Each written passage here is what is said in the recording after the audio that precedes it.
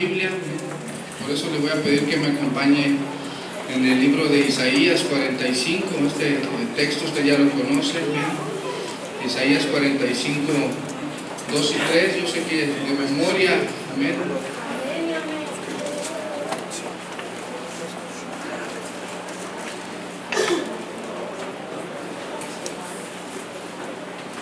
¿Cuántos están ahí?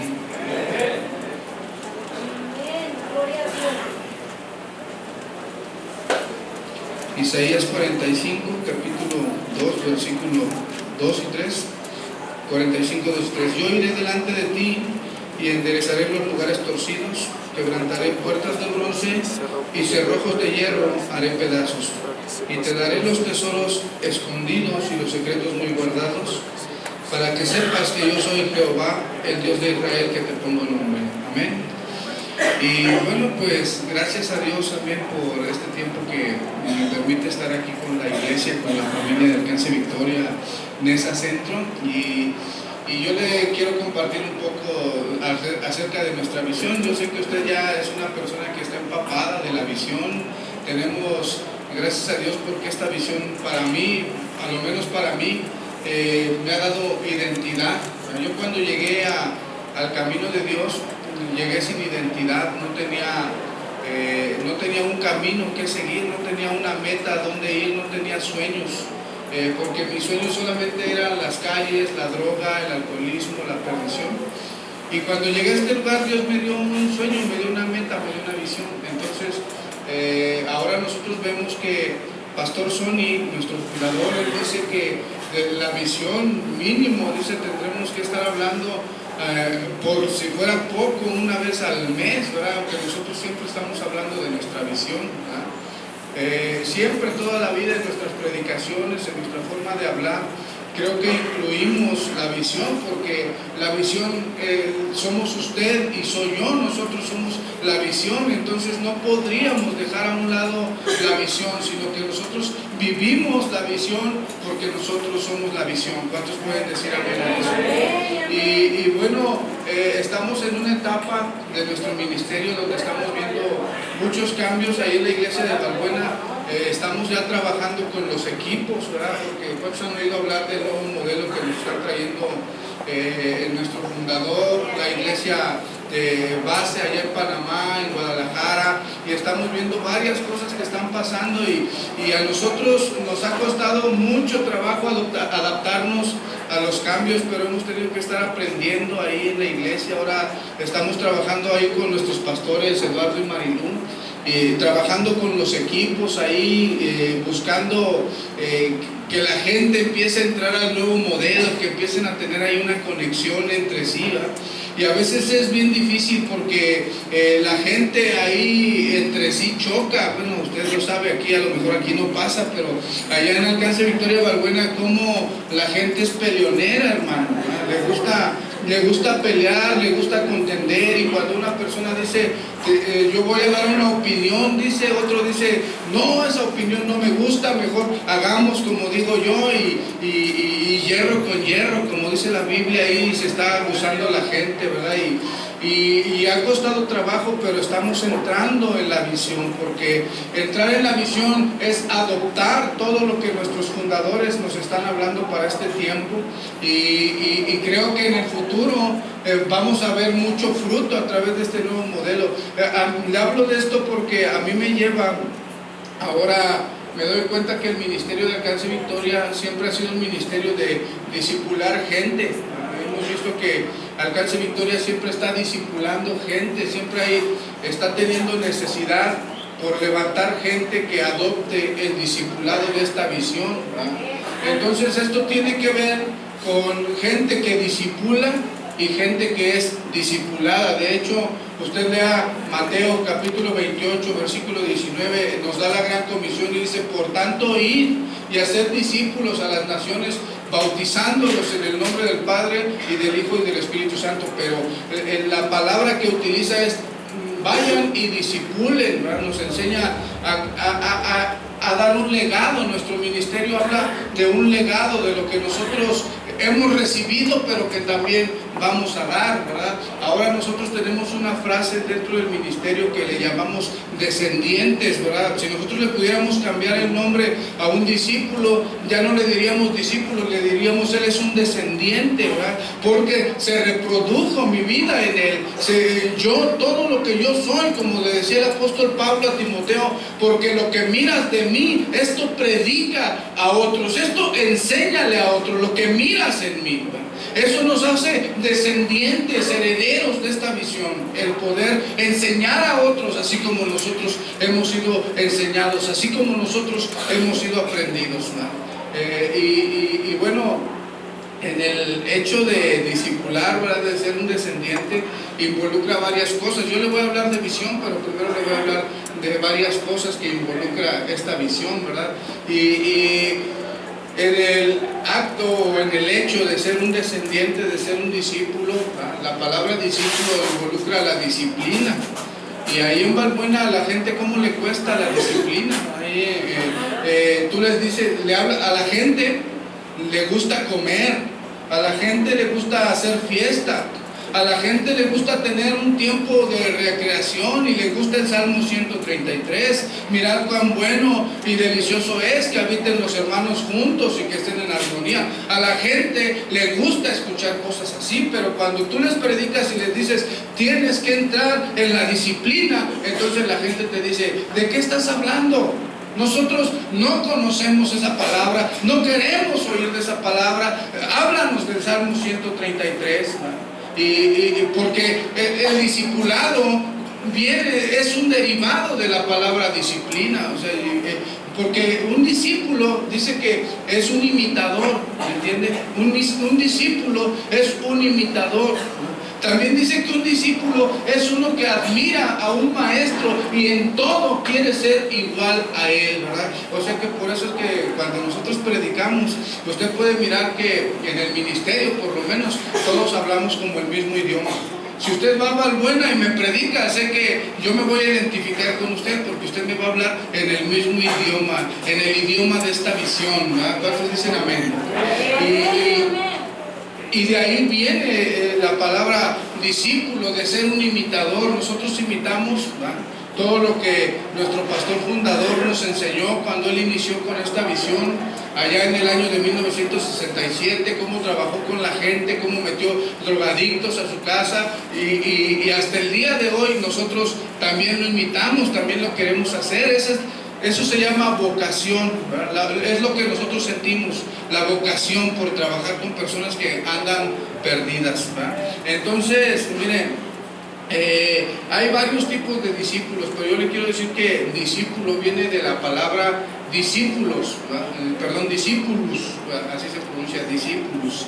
Y eso quiere decir que un discípulos es aquel que aprende, pero antes que aprende es uno que se deja enseñar. ¿Cuántos se dejan enseñar en este lugar?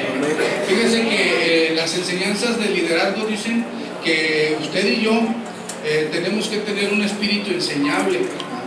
Ahora quiero decirle que no existen malos discípulos, porque también sé que luego los maestros se quejan de los discípulos, ¿verdad? Dicen, no, es que este hermano tú le enseñas pero no entiende, le hablas y tiene la cabeza dura, dice, no le entra la palabra, no le entra la visión.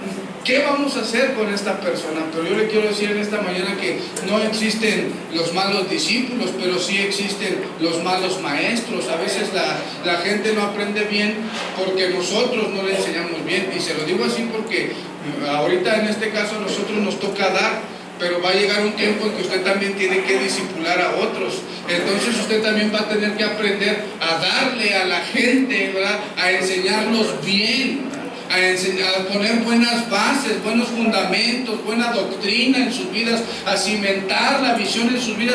Va a tener que empezar a hacerlo, ¿verdad? Y usted puede tener muchos discípulos y probablemente pueda decir, es que los discípulos que me tocaron son malos. Pero no hay malos discípulos, hay malos maestros. Entonces nosotros lo que tenemos que hacer es procurar ser buenos maestros, enseñar a otros de manera correcta y no enseñar una doctrina errónea, no enseñar una visión distorsionada, sino dar todo genuinamente. ¿Cuántos pueden decir amén a eso? Entonces, mire, nada más por entrar un poquito en la parte de los discípulos, hay tres tipos de discípulos que le voy a hablar ahorita, ¿verdad? En la Biblia registra tres tipos de discípulos, y unos eran los discípulos de los fariseos. ¿Cuántos han oído hablar de los discípulos de los fariseos? La Biblia dice que cuando estaban los discípulos del Señor Jesús comiendo con Él, llegaron los discípulos de los fariseos, ¿verdad? Y le decían al Señor: ¿cómo puede ser que los discípulos de Juan ayunan? Nosotros ayunamos, pero tus discípulos no están ayunando, ¿verdad? Miren, los discípulos de los fariseos son esas personas que de repente todo lo cuestionan, hermano. Los discípulos de los fariseos son los que les gusta poner cargas difíciles de soportar entre el pueblo. Son aquellos que les gusta mantener al pueblo oprimido, aquellos que les gusta mirar y que digan: mírenme a mí, yo soy el centro de atención. De hecho, la Biblia nos menciona cómo los fariseos, dice que se ponían en las sillas de delante, levantaban las manos y hablaban con la voz en el cuello, ¿verdad? Hablaban fuerte para que todos los miraran y lo admiraran. Yo sé que aquí no hay de esos, pero allá en Balbuena sí hay. Nosotros le decimos: hermano, tienes que someterte a la disciplina, porque si eres un discípulo, mira, lo que hace tu mano derecha no lo tiene que hacer la mano izquierda. Si tú eres hombre de Dios, dice la Biblia, cerrada la puerta, entras a tu aposento y cerrada la puerta, buscas a tu Padre que está en lo secreto, y el que te mire en lo secreto te va a recompensar en público. Entonces, mira, los discípulos de los fariseos son esos que tienden a tener el pie en el cuello de la gente.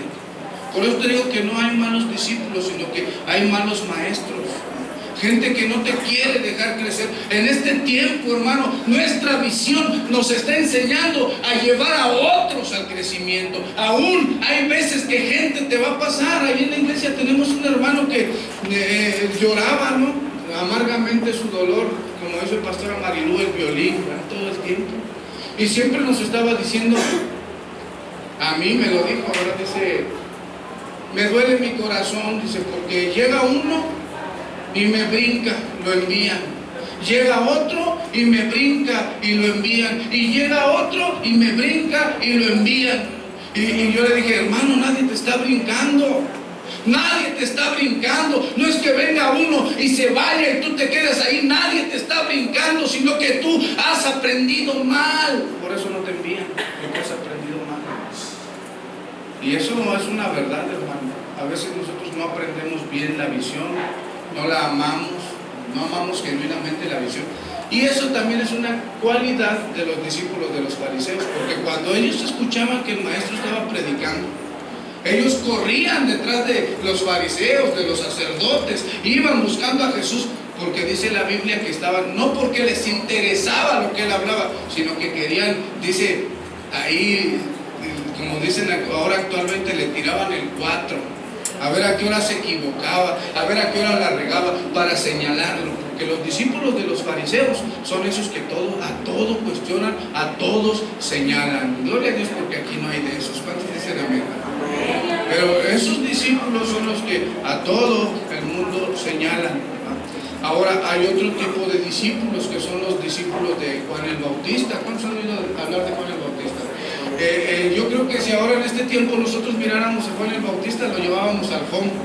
Pensábamos que era un tesoro, porque la Biblia dice que vestía con pieles de camello, ¿no? Así todo se miraba raro, ¿no? Ahí estaba en el río Jordán bautizando a la gente todo el tiempo, y tenía un discurso que siempre decía: arrepiéntanse, ¿no? Ese era su discurso de Juan el Bautista. Pero él también tuvo discípulos. Gloria a Dios, porque eso nos enseña que cualquiera puede tener discípulos. Vaya, yo no estoy diciendo que Juan el Bautista era cualquiera, pero nos enseña que tú también puedes tener discípulos. Me enseña que yo puedo tener discípulos, y estaba Juan el Bautista bautizando, pero entonces, fíjense, sus hazañas, él mismo bautizó al Señor Jesús. O sea, fue un hombre de Dios, y estaba ahí bautizando y tenía sus discípulos. Pero los discípulos de Juan el Bautista, les voy a explicar cómo son. A Juan el Bautista tuvo una carrera extraordinaria, de lo que registra la Biblia de él, un hombre muy duro, pero celoso por las cosas de Dios. Pero ¿sabe qué? Juan el Bautista tuvo un problema en el final de su carrera. Y el problema que tuvo es que le faltó la fe, menguó su fe en él. Entonces los discípulos, como es el maestro, van a ser los discípulos. Y cuando el maestro es hombre de fe, de esos que nada se les atora, de esos que traen fuego, aquí tenemos un montón de esos que de repente coléricos, rojotes así, y vámonos recio, arre, lulú, dicen, ¿va? ¿Cuántos hay aquí de esos? Y de repente así era este hombre, pero le faltó la fe. O sea, esos hombres les llamamos emocionales. La gente que se emociona por un tiempo, gente que viene aún de otros ministerios y les gusta la visión y quieren hacer lo que la visión nos enseña y admiran la casa de rehabilitación. Cuando los miran ahí a los hombres de rehabilitación, no los miran feos, no los miran chimuelos, no los miran mal, sino que dicen, los miran como un bebé hermoso, precioso, y quieren adoptar la visión porque aman o les gusta lo que hacemos con los hombres de rehabilitación, les gusta. Pero ¿sabes qué? El discípulo de Juan el Bautista son discípulos emocionales. Nosotros les llamamos llamarada de petate. ¿Sabes por qué? Porque son los que ¡fum! Se encienden, pero así como se encienden, ¡fum! Se apagan. Y ahí, gloria a Dios por los pastores, ¿va? Porque luego los pastores andan detrás del discípulo y vuélvete a encender ahí como a la anafre, soplándole para que agarre brasa y agarre fuego y se vuelva a encender. Les faltó la fe a los discípulos de Juan el Bautista. Pero ¿saben por qué les faltó la fe? Porque a su maestro le faltó la fe. Dice que ya Juan el Bautista en la cárcel, ahí en la cárcel, y ya la Salomé ya estaba pidiendo su cabeza, estaba pidiendo la cabeza de Juan el Bautista. Eso nos enseña que cuando la fe te falta, hermano, cuando tu fe mengua, tienes que tener cuidado porque probablemente hay alguien que está pidiendo tu cabeza. Y si tú no tienes la fe que sustente tu vida, en ese momento puedes perder. Te quedaste fuera, ya no entraste, ya no seguiste, ya no continuaste porque te faltó la fe. El hombre en el hogar de recuperación, ¿cuántos hombres no vi llegar? Teníamos uno que se llamaba Bonifacio ahí en la casa de rehabilitación. Josué se de acordar de él. Y ahí estaba Bonifacio en la casa de rehabilitación y se quería ir del hogar y lo tomábamos, lo metía a la oficina. Mira, Boni, no te vayas, Dios tiene un propósito para tu vida, aquí te amamos, a dónde vas que más valgas. Y lo convencíamos, se salía feliz. Y a la media hora regresaba, ya me quiero ir, y ya me quiero ir. Y así lo traíamos hasta que, ¿sabes qué? En un momento de repente, solito empezó como loco a azotarse contra la pared. Y o me abren la puerta, o me abren la puerta. Y se encarreraba a la distancia y ¡pam! Se daba topes contra la pared. Y cuando vi eso dije, ábranle que se vaya. Cuando la fe te falta, te lleva a hacer locuras. Tal vez tú no las miras, en lo natural tú no miras, pero cuando a la gente le falta fe, ¿por qué cree que la gente empeña sus cosas? No tiene dinero, le falta la fe, córrele a Electra, a la casa de empeños, córrele a empeñar el celular porque no tengo fe, ¿no? Porque no, creo que Dios no me puede sustentar. Dice, córrele, vete a ver qué vendes. La de orégano, pues vende la de orégano. El celular, bueno, pues véndelo también. ¿Qué tienes? Antes de dejar que Dios actúe, actuamos nosotros. A los discípulos de Juan el Bautista les faltó la fe, no porque ellos eran faltos de fe, sino porque a su maestro le menguó la fe. Y lo vemos cuando dice la Biblia que estaba ahí Juan el Bautista en la cárcel, y estando en la cárcel le faltó la fe y de repente le habló a sus discípulos y les dijo, córranle, vayan a buscar a Jesús, pregúntenle y díganle que sí es Él el que tiene que ser, el que estábamos esperando. Vayan y pregúntenle si es Él. Nosotros a veces hay gente que está en la iglesia y está preguntando, ¿será el lugar correcto para que yo esté aquí? Una vez un hermano predicaba en la iglesia y en el púlpito. Yo luego, cuando sí le dije, hermano, tienes que pensar bien tus predicaciones, porque imagínense, se sube al púlpito y ahí en el púlpito empieza a decir, y yo he pensado que qué tal que esto no fuera verdad. ¿Y qué tal que cuando yo me muera y resulta que todo esto fue una farsa y no existe Dios, no existe el Padre, no existe el Hijo, no existe el Espíritu Santo y todo fuera mentira lo que estoy haciendo aquí? Y él dijo, de todas maneras yo lo alabaría. Yo de todas maneras lo alabaría. A mí me molestó. Yo le dije, hermano, si tú no estás convencido, ¿cómo vas a estar aquí? Tú te tienes que convencer, tú tienes que creer que Dios está de tu lado, tú tienes que creer, la Biblia lo dice. Porque cosas que ojo no vio, ni oído oyó, dice la Biblia, son las que Dios tiene preparadas para los que le aman. Pero ¿te imaginas al que le falta la fe? Pues cosas cambiaría, cosas que ni verás, ni oíste, ni oirás, ni caerán en tu corazón, porque te falta la fe. Y antes de que Dios actúe, vas a actuar tú. ¿Cuántos no le ganan el tiro como en los noviazgos, no? Luego gente quiere tener una novia y no, espérate, todavía no es el tiempo. Y dice el hombre, pues aquí donde no me ve el pastor, aquí no está el líder, aquí no está el hermano, aquí no está la hermana. Y agarra novia, se casa, hace las cosas por su lado. Y al rato cuando vemos matrimonio frustrado, esposa lastimada, esposo en las drogas, otra vez hogar de recuperación, frustrado todo. Me gustó mucho la respuesta que el Señor Jesús le dio a los discípulos, porque como es el maestro, son los discípulos. Y yo le doy gloria a Dios porque en esta iglesia tenemos un maestro por excelencia, un hombre que habla la palabra de Dios con denuedo, un hombre que conoce la Biblia, porque como hay hombres que predican y no conocen la Biblia, ¿verdad? Eso para mí es garrafal, porque dice, fíjese que el peor enemigo del hombre es la ignorancia. Cuando un hombre ignora y no sabe lo que predica, pues pobre de sus discípulos, porque es como un borrego llevando a otros al matadero, ¿no? Y bueno, entonces me gustó la respuesta que el Señor Jesús le dijo a los discípulos de Juan el Bautista. Porque cuando el Señor Jesús le respondió, ellos vinieron preguntando, oye, es que dice aquel que si tú eres el que había de venir, o esperamos a otro. ¿Cuántos aquí preguntan, esperaremos a otro? Y ¿sabes qué? El Señor Jesús nada más les dijo, vayan y díganle a Juan que los sordos oyen, los ciegos miran, los mudos hablan, los cojos se levantan, ¿verdad? Con evidencia del poder de Dios. Vayan y díganle a Juan el Bautista que hay una evidencia. En Alcance Victoria tenemos una evidencia, porque aquí la gente se levanta, aquí la gente deja la droga, aquí la gente deja el alcohol, aquí la gente es restaurada. Y de repente, ¿sabes qué? No nomás de eso, también hay personas que dejan el chisme, porque como hay personas que le tupen.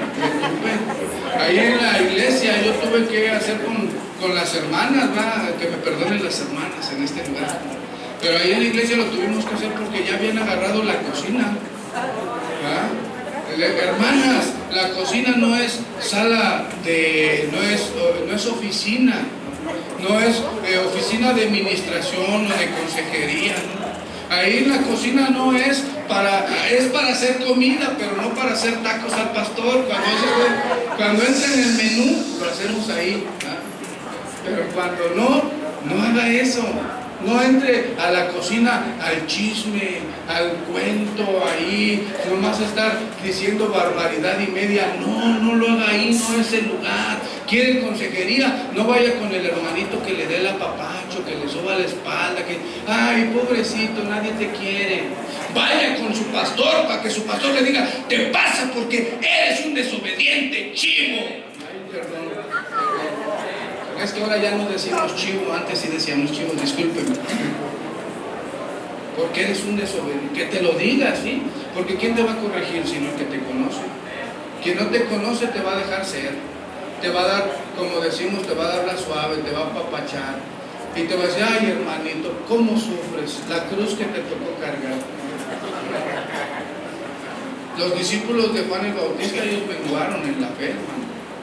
Cuando nosotros menguamos en la fe, mira, tienes que tener cuidado porque probablemente al otro día van a poner tu cabeza en una charola de plata, ¿no? Y ese es otro tipo de discípulos. Ahora tenemos los discípulos del Señor Jesús. Y ellos tenían unas cualidades preciosas. Mira, yo tampoco, porque tú te das cuenta que los discípulos del Señor Jesús no es que eran perfectos, si no, no tuviéramos a Pedrito. ¿Cuántos se acuerdan de Pedrito? Y era Pedrito porque era una pequeña piedrita, dice que viene de Petra, ¿no? Que significa piedra pequeña. Él era nada más una pequeña piedra que estaba siendo colocada sobre el fundamento de la iglesia para soportar toda la carga de la iglesia que iba a venir sobre él, ¿no? Pero cuando Pedro inició su carrera como discípulo del Señor Jesús, Pedro era un hombre impetuoso, ¿no?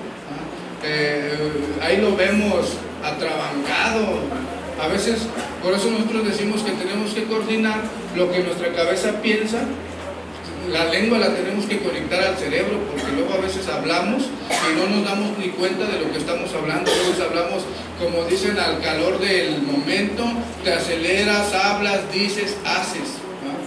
Pero es importante aprender a coordinar la lengua con la cabeza, porque cuando no lo haces, a veces uno dice, en mi caso, ¿verdad? Burradas, a veces dice uno, ¿no? Y este Pedro pues era así, impetuoso, le gustaba, como aquella vez, ¿no? Que le dijo al Señor Jesús, yo contigo hasta la muerte. Y el Señor Jesús le dijo, mira Pedro, mejor espérate, porque antes de que el gallo cante, tú ya me vas a haber negado 3 veces. Y cuando el gallo cantó, dice que Pedro se sintió con amargura en su corazón, porque se cumplió la palabra que el Señor le había hablado, ¿no?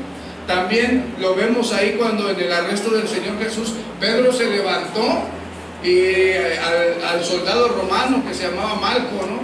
Dice que agarró y le voló la oreja porque era impetuoso. O sea, yo no te estoy diciendo que los discípulos de Jesús por fuerza tienen que ser perfectos, porque mira, en la iglesia no hay gente perfecta. Cuando tú pienses que eres perfecto, ay Dios mío, ¿no? Como que alguien me dijo, o he escuchado en este ministerio predicar, no hay iglesias perfectas, y si hubiera una iglesia perfecta y llegas tú, pues la echas a perder, hermano, la echas a perder, porque no hay iglesias perfectas, no hay gente perfecta. La Biblia dice que no existe lo perfecto hasta que venga el que es perfecto, porque en él nosotros tomamos perfección, en él. Fuera de él yo no tengo perfección, fuera de él mi vida no vale nada, fuera de él estoy mal. ¿Cuántos dicen amén? Entonces dice que Pedro pues era impetuoso, pero no nada más él. Ahí estaban los otros, los hijos del trueno. Nomás fíjense cómo era el mote que les daba, ¿no? O sea, que esos andaban echando truenos y relámpagos, ¿no? Imagínenselos, ¿no? O sea que no eran perfectos. Esos son otro tipo de personas, ¿no? Como aquellos que se quieren ganar las cosas, pero vienen y, ay, Pastor Luis, que felicidades por su cumpleaños, le traje un regalo, ¿verdad? Aquí no hay de esos, allá en Balbuena hay varios, ¿no? Allá en Balbuena hay varios. Aquí hoy no vinieron, ni tampoco los hermanos que nos acompañaron, tampoco ellos no son, ¿verdad? Pero allá sí llegan, ¿verdad? Hay un hermano que a todos los servicios llega con la de frutas ahí, por toda la iglesia pasa así, hasta la oficina llega y la pone ahí, Pastor Chavarín, le traje un obsequio, ahí las frutas, pero no la vaya a dejar aquí, llévesela para su casa, porque aquí se la van a comer estos tesoros, es para usted. Los hijos del trueno, ellos, que me perdonen ellos, ¿verdad? Pero su mamá era abusadilla, le dijo, ¿por qué no pones uno a tu derecha y el otro a tu izquierda? Porque, ¿sabe? Los discípulos de Jesús no es que seamos perfectos, nosotros somos imperfectos. Dígale al que tiene a su lado, somos imperfectos, dígase. Pero ¿sabes qué? El Señor Jesús estaba trabajando en sus vidas. El Señor Jesús estaba metiéndoles la mano ahí, reparando lo torcido, los chismosos, los argüenderos, estaba tratando con ellos desde su interior, estaba ahí haciendo una obra poderosa en sus vidas. Imagínate, tenía el Mateo. El Mateo recaudador de impuestos. Ahora, si tú ves en esta actualidad, ves una persona de gobierno, espero que no haya nadie aquí, y si hay uno que sea redimido por la sangre de Cristo. Pero luego hay veces que cuando decimos trabaja en el gobierno y más decimos toca las finanzas y pues sabemos que su trabajo es prolífero, no queremos averiguar cómo, pero es prolífero. Entonces, este hombre trabajaba era recaudador de impuestos, imagínate.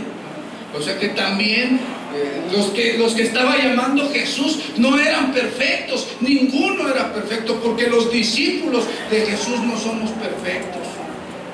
Estamos aprendiendo, estamos siendo perfeccionados, estamos siendo tratados, estamos en un proceso, Pero ¿saben lo que me gustaba o lo que me gusta de los discípulos del Señor Jesús? Que el Señor Jesús vio cualidades en ellos, no agarró a cualquiera. Por eso dice la Escritura, porque muchos son llamados y pocos son escogidos. O sea, hay varios aquí. Tú puedes tener mucho talento, tú puedes ser una persona muy especial, pero muchos son llamados, pero pocos son escogidos. Entonces, lo que me gustaba de ellos a mí es que ellos tenían una característica que se llama pasión. ¿Por qué crees que Pedro era impetuoso? Porque era un apasionado. Pedro era un apasionado. Todo lo hacía con pasión ese hombre.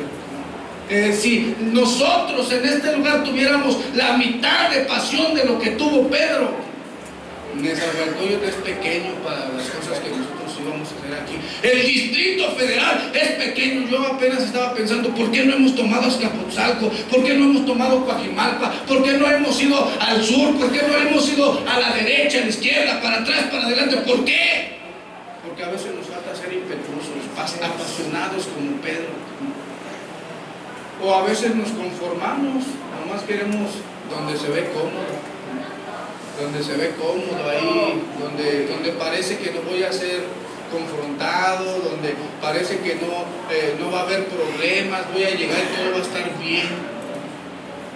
Pero si tuviéramos un poquito de esa pasión que tuvieron los discípulos de Jesús, digo gracias a Dios porque en este ministerio hay gente apasionada, como nuestro pastor fundador, hombre apasionado. Su vida me apasiona también, a mí me inspira, me insta. Ese hombre que empezó una obra nada más con una promesa, es el Abraham para nosotros, el padre de la fe. Porque cuando empezó la obra del ministerio, nomás con su mujer y una visión. Su mujer y una visión.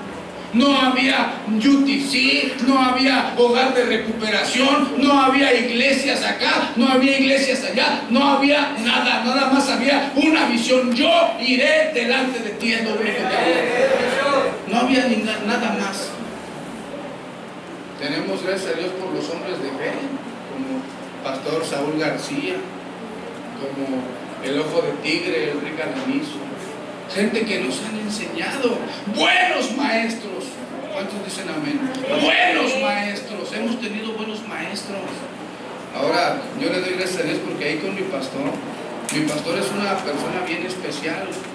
Hay algunos que lo conocen, no todos. Pero mi pastor es una persona bien especial. Como un día viene y te levanta hasta arriba y al otro día viene y ¡fum! Te aterriza, órale, te siembra en el suelo. Pero hombres de fe, él también ha construido esta visión. Nuestro pastor Luis, hombre que ha construido la visión. Yo me acuerdo cuando yo llegué al ministerio ahí, en la casa de recuperación, aprendí a tocar la guitarra. Y nomás me sabía una, la de Él me levantará. Y la tocaba todo el tiempo y los hermanos me escondieron la guitarra, porque no cantaba otra. Y cuando la andaba yo buscando, uno me dijo, te la vamos a dar, pero si sacas otra, si no, ya no te la damos. Y empecé a sacar más canciones y me acuerdo, le doy gracias al pastor Luz, no sé si él se acuerda, yo sí me acuerdo bien. Yo había pasado por un momento duro, yo me salí del hogar de recuperación y estaba yo allá en Cuernavaca. Allá estuve un tiempo de director en Cuernavaca. Y cuando llegó un equipo de Estados Unidos, llegaron a tomar la iglesia de Cuernavaca y ellos trajeron un director, o sea que a mí me dijeron gracias por su cooperación, que Dios lo bendiga. Y entonces yo me regresé como todo discípulo de Jesús, estamos en un proceso, ¿cuántos dicen amén? Todo decepcionado de la vida, ¿cómo puede ser que el ministerio te trate así? ¿Cuántos han dicho alguna vez eso? ¿Cómo puede ser que un día te dicen de tu visión, de tu llamado, y al otro día ni a pueblo llegas, ni a oveja llegas? Y me vine de allá para acá. Y llegué, antes aquí teníamos la oficina, este cuadro, por eso está marcado ahí en el piso, ahí era la oficina. Y subí por esa escalera y entré, me estaba esperando mi pastor. Y cuando llegué me dijo, esa no fue la forma en la que te tuviste que salir. Y como te saliste mal, no te quiero en mi iglesia porque eres una manzana podrida. Y las manzanas podridas pudren a las demás. Y yo me fui, no sé si alguna vez le ha pasado, pero me fui así. Tembeleque. Ahí me fui caminando por la florita de Bucareli y llegué allá por la Malinche y me metí al mercado y ahí lloré mi dolor. Y por un momento dije, nunca me vuelvo a parar en esta iglesia, nunca vuelvo a regresar a este lugar que maltrata a su gente del Señor. Y andando por allá 2-3 semanas sin congregarme, empecé a decir como el hijo pródigo, allá en la casa de mi padre hay comida en abundancia, yo aquí padeciendo. Y tuve que regresar. Primero me escondí entre las sillas cuando él estaba predicando para que no me mirara. Hasta que un día, después de mucho tiempo, Pastor Luis Ernesto, que le agradezco mucho por eso, me dijo, oye, vamos a tener una velada de oración ahí en su kinder, como las águilas. Y me dijo, ¿por qué no llevas tu guitarra para que toques una canción? Yo creo no le gustó porque no me volvió a invitar. Porque yo apenas estaba aprendiendo a hacerlo. Y me llevó ahí, y a partir de ahí fue como el arranque de mi llamado, de mi ministerio, a partir de ahí. Y ya después, con el tiempo, el pastor Chavarín me llamó y ya me dijo, casi me dijo, estás perdonado, permaneciste, aguantaste la recia, ahora puedes formar parte de las filas de este ejército, del ejército de Dios. Denle un aplauso a Dios en esta vez.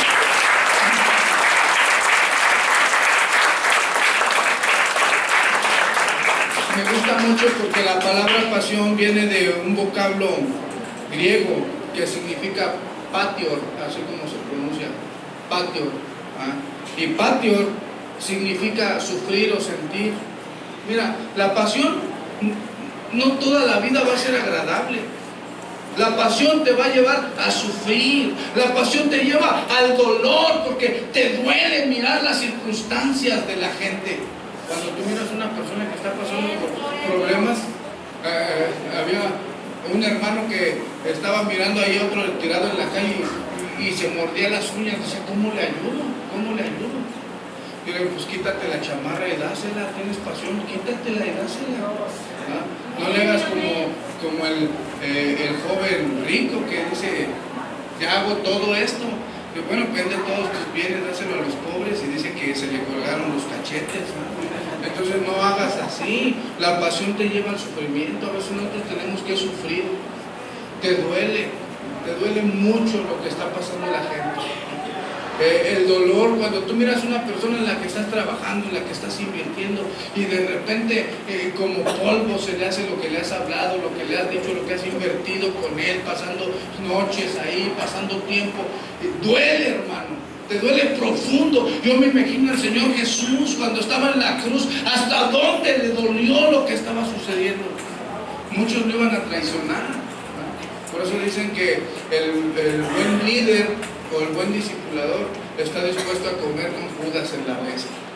Porque el Judas va a agarrar el puñal y te lo va a atravesar por la espalda. Cuando te des la vuelta, rájale, órale, te va a hacer carnitas. Pero ¿sabes qué? La pasión nos lleva al sufrimiento. Si tú quieres ser un buen discípulo, tienes que ser un apasionado. Tienes que sufrir, tienes que valorar lo que Dios te ha dado. Tienes que valorarlo. Dice que es un sufrimiento o un sentimiento muy profundo. Esa es la pasión que sintió nuestro fundador cuando inició con el ministerio. profundo ahí. Dice que él iba, predicaba a los drogadictos que estaban ahí en las esquinas de las calles en la ciudad de Nueva York, iba, les predicaba, recibían al Señor Jesucristo en sus corazones y él se iba para su casa bien contento, gloria a Dios, aleluya, alabaré y todo lo demás. Y cuando al otro día regresaba a mirarlos, otra vez estaban drogados y le dolía. Así empezó, esa es la historia de este ministerio. Porque la pasión te lleva a sentirlo, a sufrir por lo que estás apasionado. Pero ¿sabes qué? También la pasión te lleva a hacer cosas locas. Una persona apasionado, aguas, porque un apasionado puede crear lo que no existe. Como el día de ayer, yo le doy gracias a Dios, tuvimos un evento de jóvenes. Nos retamos a nosotros mismos, porque ahí en la iglesia tenemos bien poquitos jóvenes, contaditos. Tenemos varios niños entre los 12 para abajo. Y de 12 para arriba tenemos contaditos. Y yo le decía a mi esposa, no puede ser posible. Yo en la iglesia yo quiero viejitos, quiero adultos, quiero jóvenes, quiero niños, yo quiero de todo en la iglesia, que haya de todo. Y le dije a mi esposa, vamos a hacer un evento para jóvenes, pero no lo vamos a hacer para los de adentro, vamos a hacer un evento para jóvenes de afuera. Y vino alguien y me dijo, no, nosotros ya intentamos de todo. O sea, tú piensas que ahora me vas a venir y vas a decir que vamos a meter aquí 50, 60 jóvenes y puro de la calle, estás loco. Y yo le dije, con todo en mi locura lo vamos a hacer. Lo vamos a hacer. Y luego mi esposa me dijo, ¿ya pensaste bien lo que vamos a hacer? Le dije, yo ya pensé bien lo que vamos a hacer y lo vamos a hacer. Le guste a quien le guste, porque la obra de Dios nadie la va a parar. Que pongo a una hermana, hazme volantes. Y la hermana, es que no puedo porque estoy en la escuela y tengo que atender la escuela. Y es que, como decía aquel, acabo de comprar una yunta de bueyes y la voy a ir a probar. Y ya nos llevó como premio de consolación, nos dio 100 volantitos para que los repartiéramos. 100 volantitos, 100 volantitos. Dios mío, ¿no? Y que jalo a los líderes de la iglesia y que lo siento a todos, le digo, ustedes están obligados a traer gente y que nadie se pare aquí si no trae a 3 o 4. Y ellos me dijeron, ay, si ni el pastor Chavarín nos pone esas cargas. Digo, pues yo no soy el pastor Chavarín, es mi pastor y lo respeto y lo amo, pero yo tengo mi criterio, tengo mi identidad, tengo también mi personalidad, y si quieres trabajar lo vamos a hacer como te estoy diciendo. Y que llegan con 5 unos, otros que llegan con 8, otros que llegan con 7, y cuando vi me estaba asomando por la ventana y que llega un taxi que se bajan 4 y atrás otro, dije, gloria a Dios, aleluya, porque la pasión, hermano, te lleva a hacer locuras.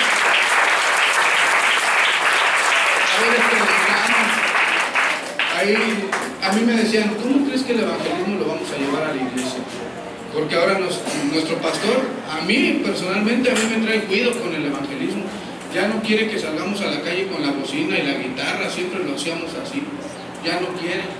Ahora dice, tienen que tener una estrategia de evangelismo, porque en el nuevo modelo de iglesia, el evangelismo es muy importante y tienen que tener una nueva estrategia. ¿Y cuál es el resultado? Bueno, el resultado es ver almas convertidas para Cristo. Y entonces yo me retaba a mí mismo, ¿cómo vamos a meter jóvenes a la iglesia? Nosotros nomás compramos para 64 hamburguesas, y dice, Dios mío, pues que alcance. Porque cuando veía el montón de gente ahí, dije, no, pues vamos a tener que hacer algo porque no va a alcanzar la comida. Gloria a Dios, porque todo Dios multiplicó. Decía Pastor Fernando, la tinaja no escaseó, alcanzó para todos. Dios bendijo el lugar.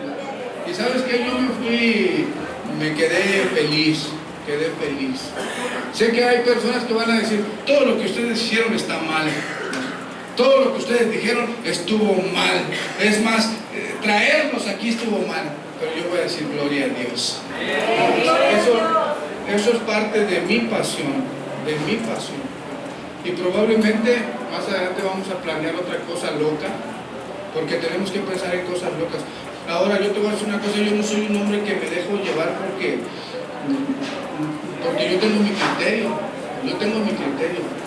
y tengo que seguir mi llamado, tengo que perseguir mi llamado. Entonces yo prefiero que me regañen porque estoy trabajando, Que me digan, estuviste mal porque metiste 50 personas aquí y mira qué les están dando. Yo prefiero que me digan eso a que me digan, estás mal porque no mueves ni un dedo, estás mal porque no haces nada, ya la silla tiene marcada ahí donde te sientas y no haces nada. Y luego te regañan y dicen, es que no me quieren. Si te van a regañar, que te regañen por algo que valga la pena. Que valga la pena, que valga la pena, que valga la pena. Dice que pasión va enfocada a una persona, fíjate. Por eso nosotros conocemos el amor de Dios hacia nosotros, que nosotros le llamamos el amor ágape, o así nos enseña la Escritura, el amor ágape. También existe el amor entre hermanos, ¿no? Que es el amor filial o filio. Y entre el amor del matrimonio, que es el amor eros. En este caso, cuando dice que va dirigido a una persona, se refiere al amor eros. Porque cuando tú te enamoras, como yo cuando me enamoré de mi esposa, estábamos ahí yo era el director de la casa de recuperación allá en Boturini. Y ahí estaba mi esposa, ni me hablaba. Y pasaba yo junto a ella como diciendo, soy el director, ¿Y sabes qué hacía? Me ignoraba. Ahí está. Hasta que un día yo me acerqué con ella y le dije, ¿sabe qué, hermana? Primero le platiqué mi pasado, porque era necesario que conociera mi pasado. Le dije, yo tengo un pasado así, y esto me pasó, y yo hice esto. Este es mi pasado. Pero ahora le quiero decir que, así para pronto, yo no ando buscando una novia, me quiero casar con usted. Dije, si usted se avienta, claro que yo tengo que... Le digo, mire, usted se va a llevar un tesoro. Y le dije, ¿se avienta? Y ¿qué puede pasar? Porque me dio un cachetado, ¿no? Y me dijo, sí, acepto. Así rápido. Gloria a Dios. Entonces dije, amén, hermana, porque ni siquiera le hablaba de tú, yo le hablaba de usted. Amén, hermana. Entonces lo que procede, vamos a ir a hablar con nuestros pastores para poner fecha de la boda. Y cuando llegué le dije a mi pastor, pastor, me caso. Y me dijo, ¿qué?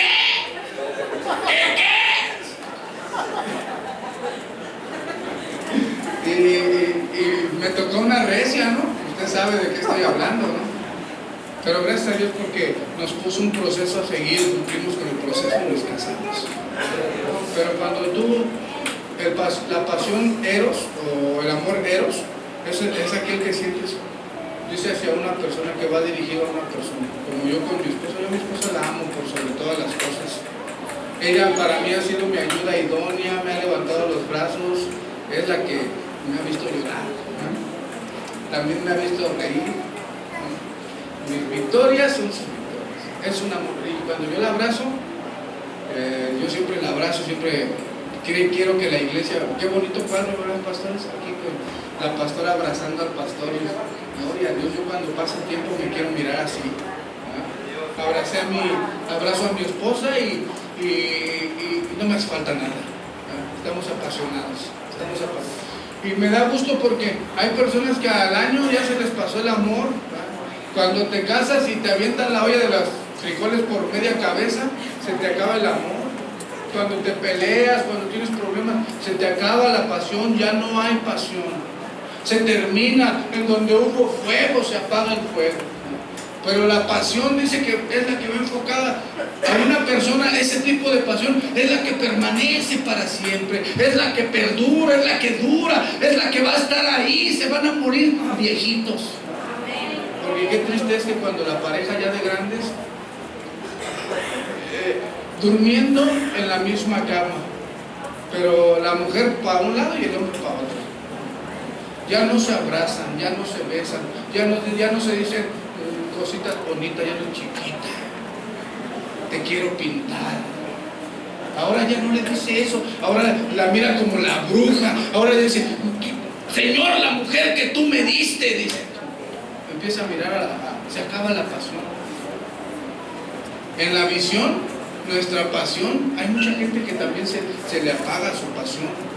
Ya no mira el amor la pasión como cuando llegas al ministerio. Yo cuando llegué al ministerio, en aquel tiempo vendíamos, en los camiones vendíamos paletas. A mí me apasionaba irme a vender paletas, yo nunca había hablado en público. Y ahí los camiones llenos de gente y predicábamos la palabra de Dios. A mí no me interesaba el dinero, a lo mejor al director sí, ¿verdad? A mí no. Pues yo lo que miraba era la oportunidad de trabajar, de hacer algo para Dios. Miraba cómo decirle a la gente, mira lo que está sucediendo. Porque había una pasión en mi vida. Es más, yo iba en la calle y miraba un perro y decía, perro, ven para acá, Cristo te ama, perro.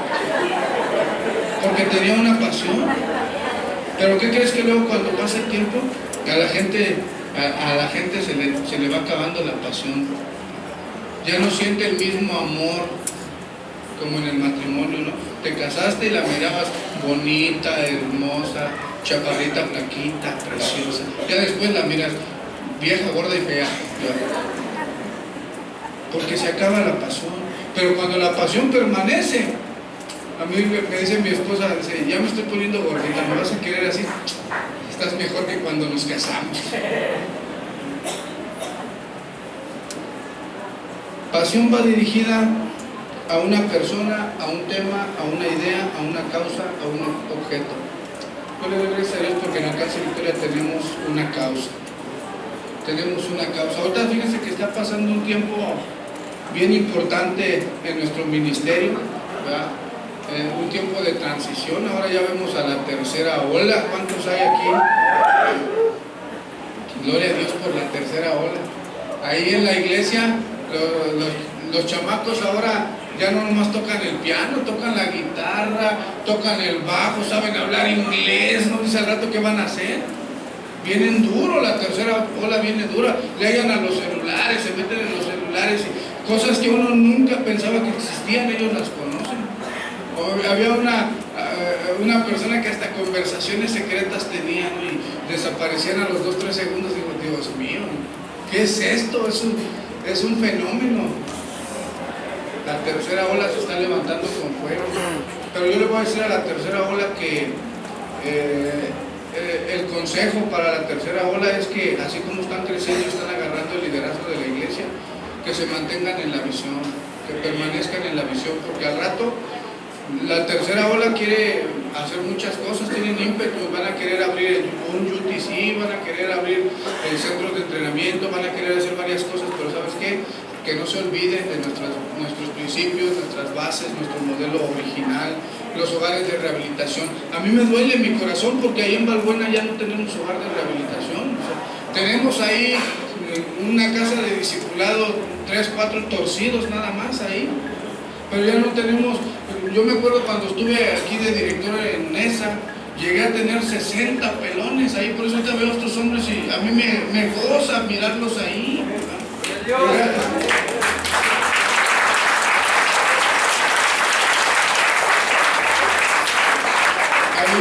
Ahí en Carmelo Pérez y Avenida 8 llegamos a tener hasta 60, ya no nos cabían.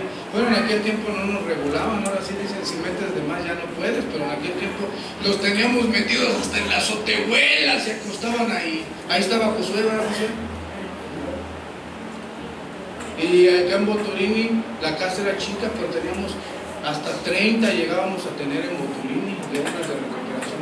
Y ahora me duele mi corazón que llega la gente a la iglesia, todos tronados y los tengo que mandar a Chimalhuacán, los tengo que mandar a Nesa, los tengo que mandar a cualquier lugar, pero no los podemos tener ahí porque no tenemos hogar de rehabilitación. Hay gente que dice, tienes que cuidar que no se pierda la visión. Y yo para mí me digo, yo me tengo que cuidar porque si nosotros no tenemos hogar de recuperación, puedo perder la visión. Al rato se me va a olvidar. Como una ocasión estaba yo conviviendo con unos hermanos que no son de esta iglesia y se nos acercó un muchacho, un drogadicto. Estábamos platicando ahí con él y pues usted sabe que un drogadicto es impertinente, dice y hace locuras. Y estaba de impertinente ahí. Entonces aquel hombre me dijo, vamos a hacernos para allá, vamos a quitarnos de aquí. Porque, mira, él no era de Alcance Victoria, ¿verdad? Yo sí.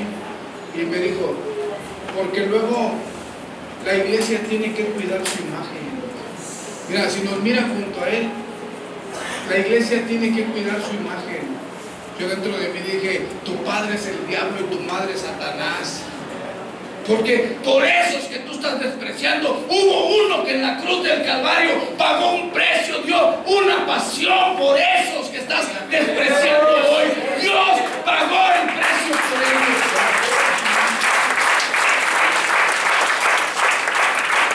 Y si nosotros nos desenfocamos, yo por eso le voy a confesar algo, nunca lo he hablado en público.